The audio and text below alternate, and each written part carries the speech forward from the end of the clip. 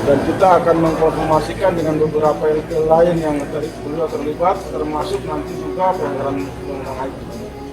Beliau kan juga yang melakukan hal-hal propaganda, sehingga ini akan kita dalami dan kita akan kenakan semua unsur-unsur yang terkait dengan yang bersangkutan.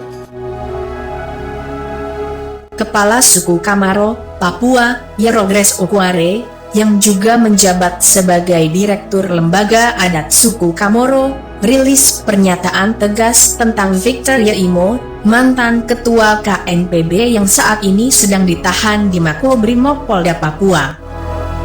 Dalam pernyataan sikapnya, Yerogres Okware mengatakan agar Victor Yeimo segera menghentikan pernyataan-pernyataannya di media sosial yang memprovokasi masyarakat untuk melawan pemerintah, serta tidak menyebarkan berita-berita bohong yang menyudutkan Komjen Pol Paulus Waterpauw, salah satu putra terbaik Papua yang kini menjabat sebagai Kepala Badan Intelijen dan Keamanan Polri. Pernyataan Victor Yeimo yang mengatakan Paulus Waterpauw melakukan kejahatan kemanusiaan di Papua adalah sangat tidak benar.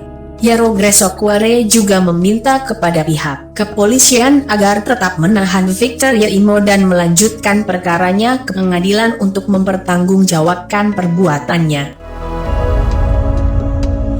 Saya Yerogres Okware, Kepala Suku Komoro dan Direktur Lembaga Adat Musyawarah Adat Suku Komoro. Saya pertegaskan kepada kau Victor Yeimo. Victor Yeimo, saya pertegaskan sama kau bahwa kau ini pengkhianat bangsa, ya. Kau pengkhianat bangsa dan kau memprovokasi rakyat di Papua. Saya ingatkan kau berhenti dan saya, ya, awas.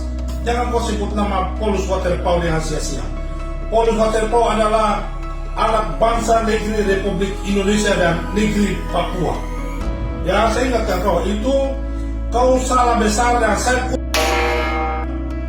karena kau pengkhianat, kau adalah pengfitnah. Saya ingatkan kau, saya